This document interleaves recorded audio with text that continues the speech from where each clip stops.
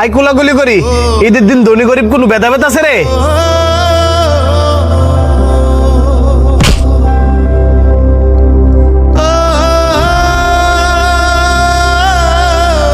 খারাস কুন্ডালের কয়দিন ধরে দিয়ে এক পাঞ্জাবি ফিরে রেছিস, আজ করে যে ঈদের দিন, এই ঈদের দিন তোর এই পাঞ্জাবি ফিরে যাওয়া লাগে?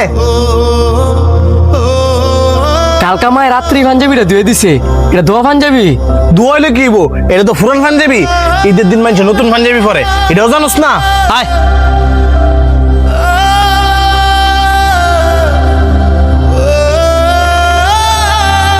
বন্ধু, আজকে ঈদের দিনে তুই একটা জিনিস ভালো করস নাই।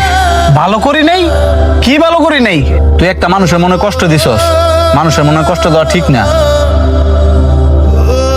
তুই শান্তরে কইছস না ঈদের দিন নতুন জামা পরে নামাজ পড়তে হইব, এটা কোনো জায়গাতে লেখা নাই। আমগো রাসূলুল্লাহ সাল্লাল্লাহু আলাইহি ওয়াসাল্লাম কি কইছে জানোস? ঈদের দিন নতুন জামা পড়তে হইব এমন কোনো কথা নাই।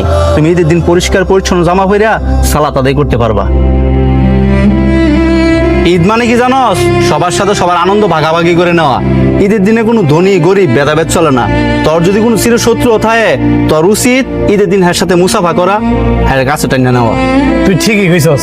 তাড়াতাড়ি আয়, সবাই মনে হয় দিকটা গরু উতাই লাইছে। বন্ধু রে, কুরবানি গোস্ত খাওয়ার মজাই আলাদা। আর আমার মায় যা রান্না করছে, খায়া দেখ আমার পেটের অবস্থা।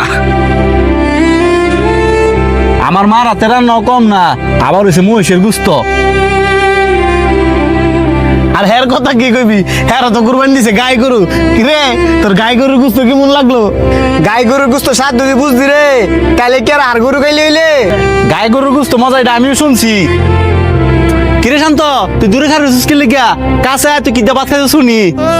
আমি খাইছি না অন। খাইছস নাকি লিগা? তোর আত্মীয় স্বজনকে কি তোর বাসার গরুর গুস্ত পাঠায় নাই? না, এমন অব্দি কেউ গরু গোস্ত ফাড়ায় নাই। হ্যালো, আসসালামু আলাইকুম মা। বাবা তাড়াতাড়ি বাড়িতে আয়, গোস্ত রানছি। তোর বন্ধু জানি আছে না, হ্যাঁ গো কোরবানির গোস্ত দিয়ে গেছে। ঠিক আছে মা, আমি আইতাছি। কিসে বারবার আমারে পিতা খাইতেছিস কেন লিগা? আমার অপমানও করস, আবার আমার বাসাত গরুর গোস্ত ফাড়াইছস।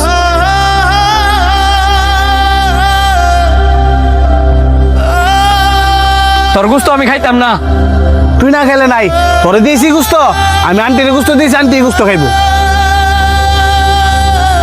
না খাইন দা বাসার যা, আমরা না বইছি, তুই গুস্ত দিয়ে ভাত খাই আয়।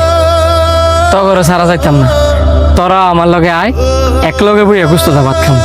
না করিস না বন্ধু। সানি, হ্যাঁ যে তুই এত করে কইতাছে, আয় যাই, না খাই তোর লগে বই থাক মনে।